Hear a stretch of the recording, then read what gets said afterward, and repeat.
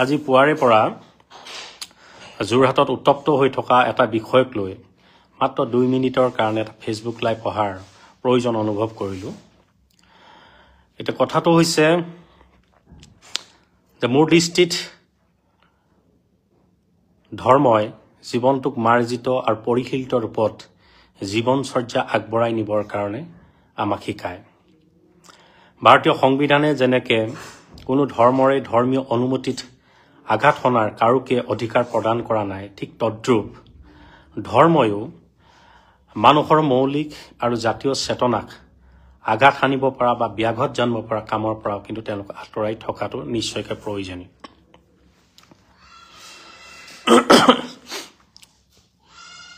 আপোনালোকে দেখিছে যে কালি জৈন ধৰ্মৰ দুজনকৈ উলংগ বাবাই যোৰহাটৰ ৰাজপথত বিশাল শোভাযাত্ৰা ইয়াত প্ৰদৰ্শন কৰিলে, যাৰ কাৰণে যোৰহাটৰ সমগ্ৰ স্তৰৰ জনসাধাৰণ ক্ষুব্ধ হৈছে, বিতুষ্ট হৈছে আৰু তাৰ বিৰুদ্ধে তেওঁলোকে প্ৰতিবাদ সাব্যস্ত কৰিছে।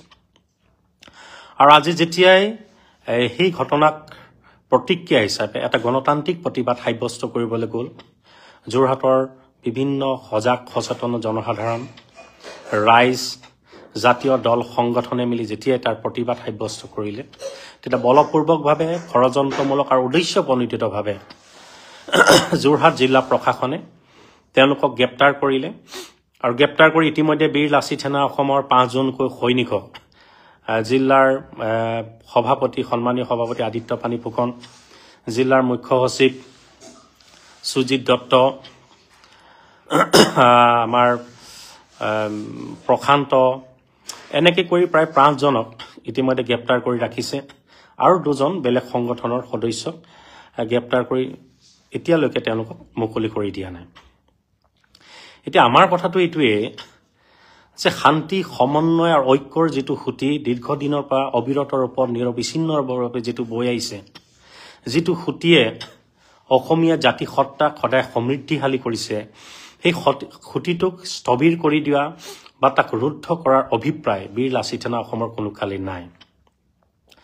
তাৰ লগে লগে যোৱা সময়ছোৱাত যিবিলাক ঘটনা পৰিঘটনা হৈছে, যিমানবিলাক বিক্ষিপ্ত ঘটনা আৰম্ভ হৈছে, যিমানবিলাক কথা বাৰ্তাই অসমীয়া সমাজ ব্যৱস্থাটোত বিশ্বাস আৰু আস্থাৰ মাজত এটা বিভাজন আনিবৰ কাৰণে চেষ্টা কৰিছে, এই বিভাজনকামী শক্তিৰ বিৰুদ্ধে যুঁজিবৰ কাৰণে আমি বীৰ লাচিত সেনা সদায় সংকল্প লৈছোঁ।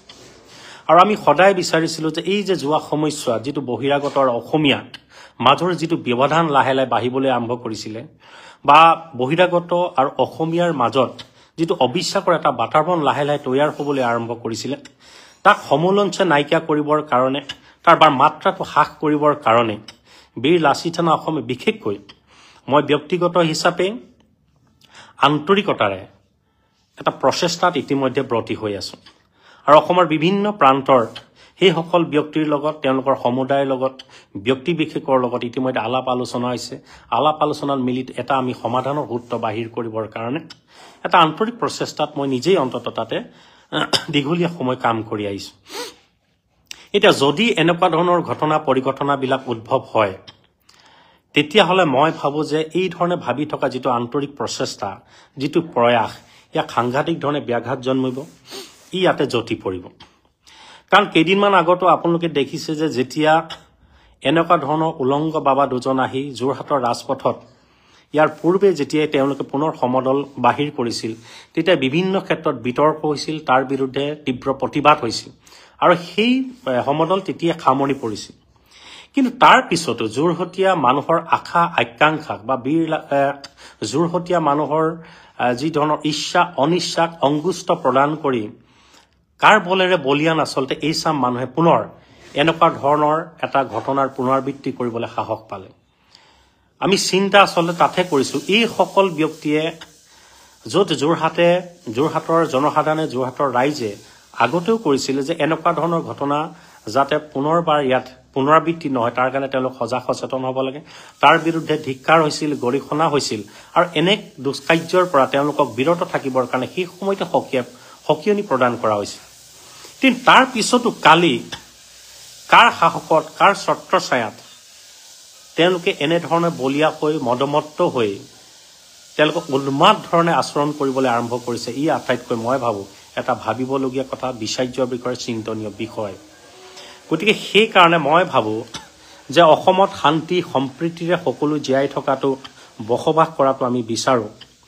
সকলোৱে অসমৰ উত্তৰণমুখী যাত্ৰাত বিভিন্ন প্ৰত্যেকটো জাতি জনগোষ্ঠী বা বিভিন্ন সময়ত অসমলৈ অহা যিবিলাক পৃথক পৃথক জনগোট আছে, সকলোৰে অৱদানেৰে মই ভাবোঁ যে এই জাতিটোক সমৃদ্ধিশালী কৰিব লাগিব। এই জাতিৰ ভাষা, কৃষ্টি, সংস্কৃতি উত্তৰণমুখী যাত্ৰাত আমি সকলোৱে অংশীদাৰ হ'ব লাগিব।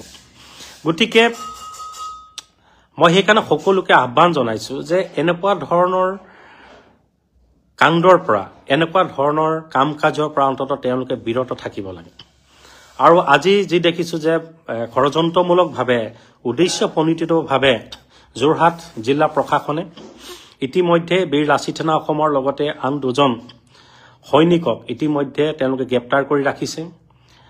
আৰু আমি গম পাইছোঁ যে তেওঁলোকক এৰি দিয়াৰ কোনো তেওঁলোকৰ লক্ষণ আমি দেখা নাই। গতিকে মই ভাবোঁ যে আমাৰ মাজত লাহে লাহে গঢ়িব বিচৰা এই আটামপুৰুষীয়া ঐক্য সংহতি, এই ভেটিটোক অধিক আমি দৃঢ় কৰাত আমি মনোনিৱেশ কৰিব লাগে।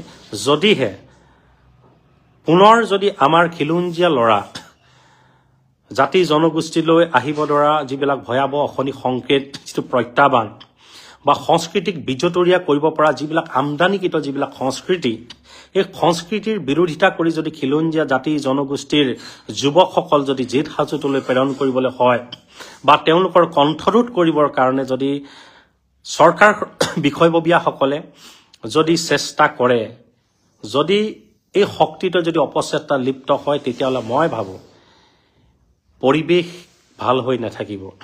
এটা অপ্ৰীতিকৰ পৰিৱেশ পৰিস্থিতিৰ উদ্ভৱ হ'ব।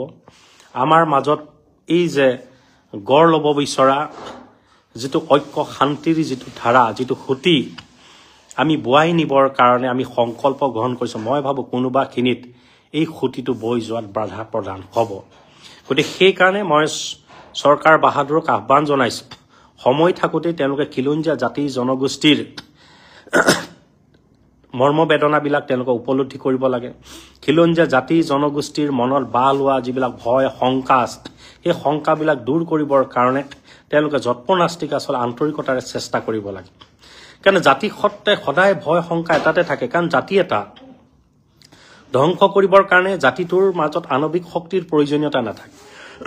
জাতিটোৰ মাজত যিটো বৰ্ণাঢ্য কৃষ্টি সংস্কৃতি থাকে, তাক বিজতৰীয়া কৰি দিলেই জাতি এটা ইতিহাসৰ পৃষ্ঠাৰ পৰা লাহে লাহে নিঃশেষ হৈ যায়, স্বতঃস্ফূৰ্তভাৱে নিঃশেষ হৈ যায়। গতিকে জাতিটোক লৈ অসমৰ খিলঞ্জীয়া জাতি জনগোষ্ঠীসকলৰ মাজত যিবিলাক ভয় শংকা আছে, এইবিলাক দূৰ কৰাতহে মই ভাবোঁ চৰকাৰখনে গুৰুত্ব প্ৰদান কৰিব লাগে। চৰকাৰখনে খিলঞ্জীয়া ভোটৰ জৰিয়তে এখন চৰকাৰ তেওঁলোকে গঠন কৰিছে। চৰকাৰখনে নিজকে খিলঞ্জীয়াৰ চৰকাৰ বুলি কয়। চৰকাৰখনে নিজকে, বৰ্তমানৰ বিজেপি শাসিত চৰকাৰখনে নিজকে জাতীয় চৰকাৰ বুলি তেওঁলোকে অভিহিত কৰিব বিচাৰে। গতিকে মই ভাবোঁ যে যদিহে তেওঁলোকে খিলঞ্জীয়াৰ চৰকাৰ, যদিহে তেওঁলোকে জাতীয় চৰকাৰ, তেতিয়াহ'লে জাতীয় দায়িত্ব তেওঁলোকে অনুধাৱন কৰিব লাগে। জাতীয় দায়িত্ব তেওঁলোকে অনুধাৱন কৰি জাতিটোক বাচিব পৰা যিবিলাক ৰাস্তা আছে, যিবিলাক পথ তেওঁলোকে তৈয়াৰ কৰিব লাগে, সেই পথবিলাকত মই ভাবোঁ তেওঁলোকে অগ্ৰসৰ হোৱাটো ভাল।